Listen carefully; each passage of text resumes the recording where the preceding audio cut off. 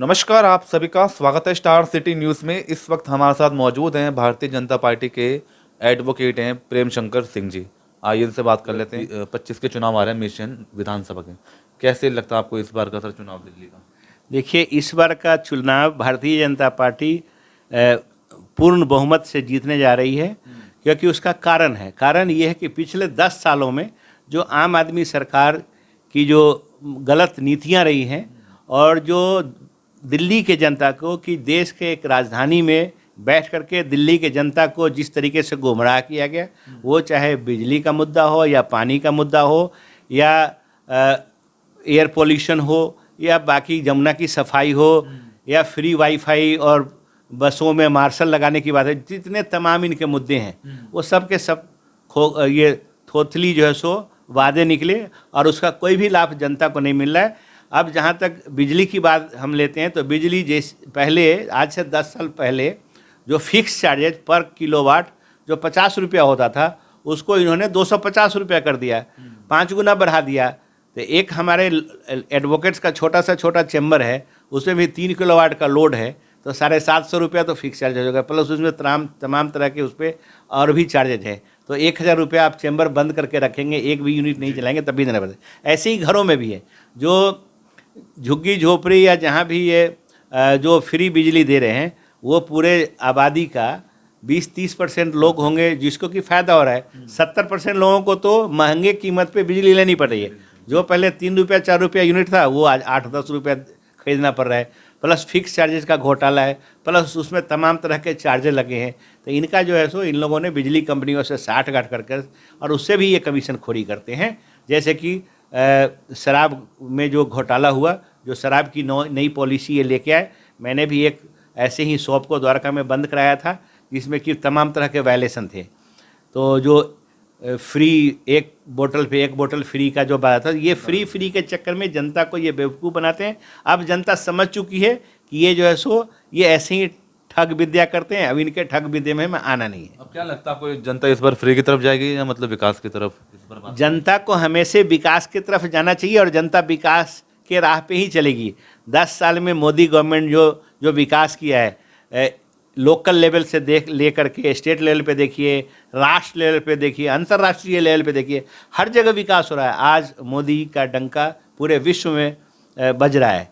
अभी SCO summit में आपने देखा होगा, मोदी जी रशिया के वहाँ पे रशिया, चाइना, इंडिया, ईरान, ये सारे कंट्रियों को रिप्रेजेंट किया। तो एक अलग एक ग्रुप बन रहा है। हमारा जो सो रिलेशन USA से भी अच्छा है, इजराइल से भी अच्छा है, इधर अमेरिका के साथ साथ रसिया और जापान और सबसे अच्छा है। इवन कि जो चाइना के साथ जो बॉर्डर कॉन्फ्लिक्ट चल रहा है, इसमें भी बहुत बड़ा डेवलपमेंट हुआ है। गलवान घाटी के बाद पहली बार मोदी जी मिले और अभी जो है सो काफ़ी अच्छे इसके रिजल्ट्स मिल रहे हैं।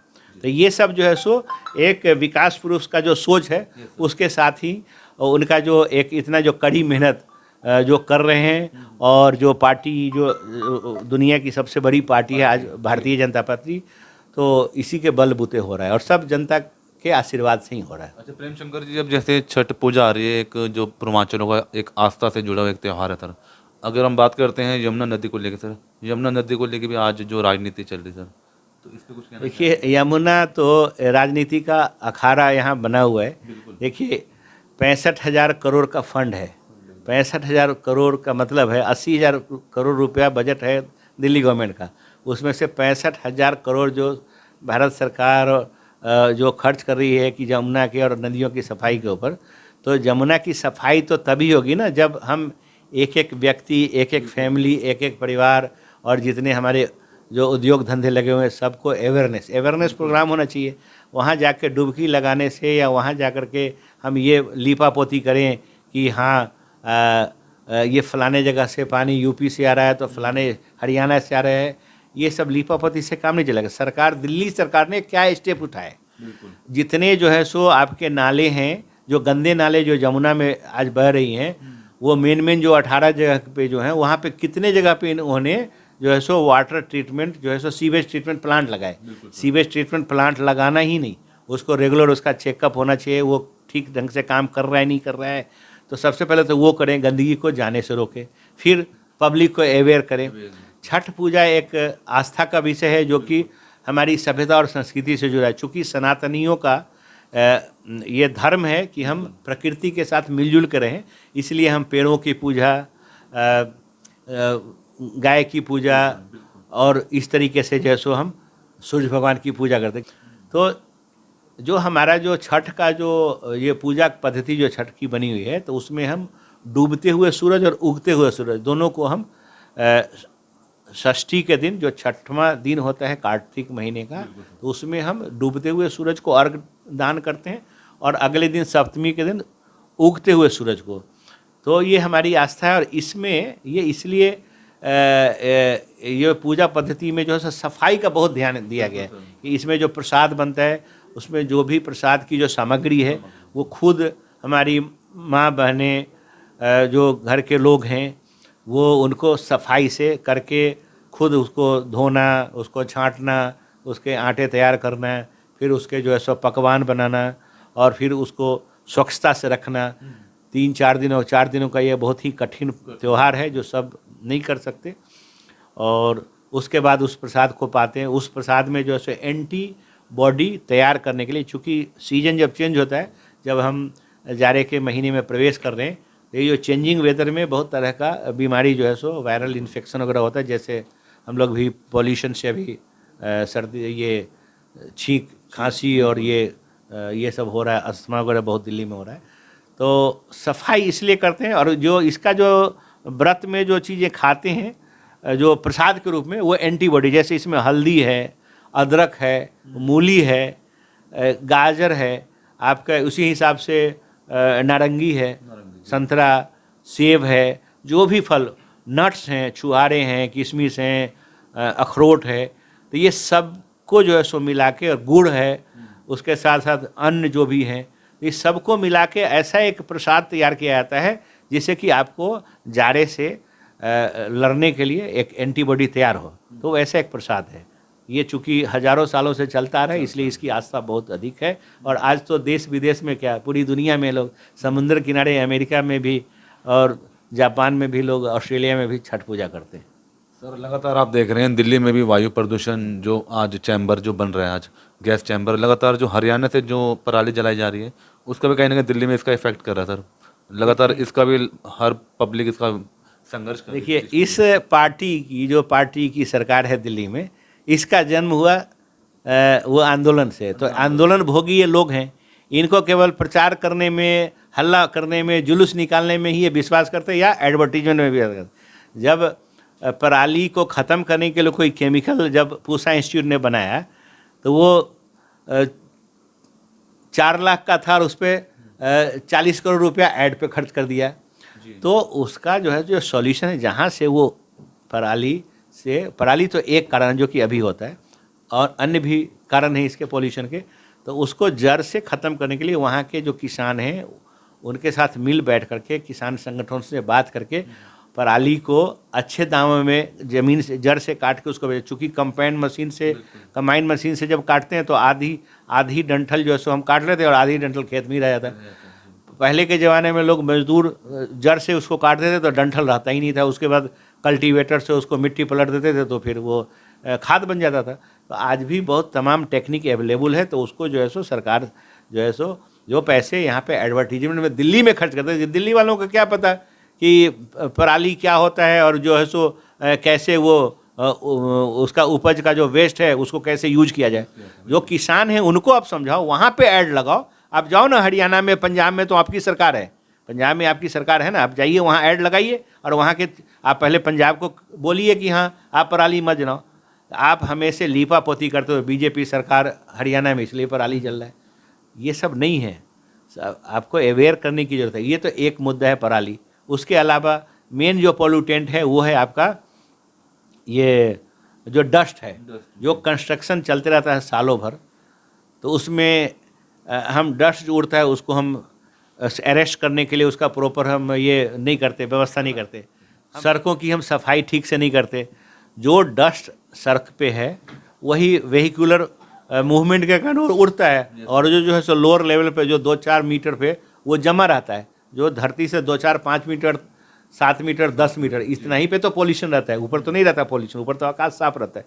तो इसको कैसे ख़त्म करना है, इसके लिए प्रॉपर तरीके से डस्टिंग होनी चाहिए। सड़क पे आप पानी का छिड़काव करिए, जहाँ पे कंस्ट्रक्शन हो रहा है वहाँ पे पानी का छिड़काव करिए, कम से कम गंदगी फैले इसका व्यवस्था करिए। आप बोलते हैं कि हम इसको दुनिया के बड़े बड़े कंट्री से आप इसका मुकाबला दिल्ली का करते हैं। जब बरसात के दिनों में जब फ्लडेड हो जाता है तब पूरे तालाब जैसा नदी जैसा नज़र आता है। तो बाकी जगह भी तो दुनिया में कंस्ट्रक्शन हो रहा है, वहाँ कितने तरीके से करते हैं कि वहाँ पे डस्ट नहीं उड़ता, और यहाँ केवल डस्ट ही डस्ट उड़ता रहता है। कोई सिस्टम नहीं था। हाँ, सिस्टम नहीं है। तो इसके लिए तो सरकार को पब्लिक को अवेयर करना चाहिए। जो पब्लिक जो नहीं मानती है, जहाँ पे जो ऐसे कानून का पालन नहीं करते, उनको सख्त से सख्त सज़ा देनी चाहिए। आज के टाइम में भी 10 साल से पुरानी गाड़ियाँ इतनी घूमती रहती है दिल्ली में, क्यों नहीं बंद करते उसको? प्लस जो इतने इंडस्ट्री हैं जो आपके जो रेजिडेंशियल एरिया में भी चोरी छुपे लोग इंडस्ट्री चलाते हैं, वहाँ से जो पोल्यूशन हो रहा है उसको क्यों नहीं बंद करते? तो बहुत तरह की बातें इनको काम करने से होगा, न कि टीवी पर आकर के लंबी चौड़ी बातें करने से। एक भी प्लान इनका आज 10 साल में सक्सेस हुआ हो, आप इनसे पूछिए कि कोई भी इनका प्लान सक्सेस हुआ। इन्होंने बोला कि फ्री वाईफाई देंगे। आज की स्थिति ऐसी है कि आज तो हाई कोर्ट का ही सर्वर डाउन था, बाकी जगह की क्या बात करूं मैं। तो वाईफाई, फ्री वाईफाई क्या देंगे? जो वाईफाई है वही काम नहीं करता आज के टाइम में। सड़कों पे भीड़ भाड़ इतनी है, जहां आप 1 घंटे में पहुंचते आज के टाइम में 2-2.5 घंटे लगाने पड़ते हैं, क्योंकि कंट्रोल नहीं है किसी चीज़ पे कंट्रोल नहीं है। ट्रैफिक पुलिस इनके पास है नहीं, और इन्होंने traffic on off, light on off करने के लिए कहाँ से वो बच्चों को अपने पार्टी के जो संगठन के इनके जो लोग हैं उनको खड़ा कर देते हैं, और वो कई बार हमने देखा कि वो चालान काटने का भी काम शुरू कर देते हैं ट्रैफिक को। तो ट्रैफिक पुलिस की संख्या बढ़ाएं, उनको ठीक से वो ड्यूटी करें, ट्रैफिक को मैनेज करें। अब न्यू दिल्ली एरिया है, न्यू दिल्ली एरिया में ल्यूटियंस जोन में जो सबसे नीट एंड क्लीन एरिया है, यहाँ पे इतने ऑटो इस तरह की चीज़ें जो चलती है, तो इनके लिए व्यवस्था करें। यहाँ पे आप इलेक्ट्रिक बसेज लगा दो 20, जो हर 2 मिनट में चलती रहेगी। आपको बाकी वो टैक्सी और इसकी ज़रूरत नहीं पड़ेगी। आप देखिए कि न्यू दिल्ली एरिया में भी हर जितने मिनिस्टरों के, जजेस के और इतने वीवीआईपी लोगों के घर, वहाँ पे भी गाड़ियाँ बाहर खड़ी रहती है, जगह नहीं होता, रोड जाम रहता है। आप ऐसी व्यवस्था करिए जो कि एक एग्जाम्पल हो, जो दुनिया से लोग विजिट करते हैं, इंडिया को देखने आते हैं, उनको भी लगे कि हाँ, यहाँ की सरकार कोई काम कर रही है। यहाँ तो इतनी निकम्मी सरकार है कि हर फ्रंट पे फेलियर है। कोई भी ऐसा फ्रंट नहीं है जिस पे ये काम करके बताए कि हाँ। जहाँ तक एजुकेशन की बात है, एजुकेशन में इन्होंने बहुत सारे मॉडल अपने आप को दिखाए, और उसमें आज के टाइम में जो है सो एजुकेशन का स्टैंडर्ड इतना नीचे गिर गया है। सरकारी स्कूलों की आप बात करते हैं तो वहाँ पे जो है सो ड्रॉप आउट्स इतने हैं बच्चों के, और वहाँ का जो परसेंटेज जो उनका जो ये था मार्क्स का, जो मेरिट का, वो भी गिरता जा रहा है। तो हर जगह घोटाले ही घोटाले हैं। अच्छा, आप जैसे भारतीय जनता पार्टी में अभी इस समय आपका वर्तमान क्या जिम्मेदारी है? मैं अभी जो चुनाव प्रकोष्ठ है दिल्ली प्रदेश का, उसका मैं सह संयोजक हूँ।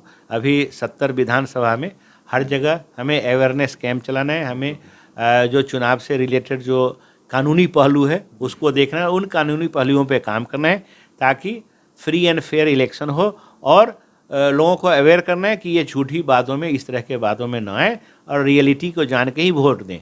क्योंकि जब देश का विकास होगा, आपके राज्य का विकास होगा, तभी आपका विकास हो। आप सबसे पहले लोग क्या है कि लोग अपनी बात करते हैं कि हमारे जेब में कुछ मिल जाए, हमारे घर में कुछ आ जाए। इस नीति को छोड़ना पड़ेगा। सबसे पहले हम देश की बात करें, देश के लिए काम करना शुरू करें।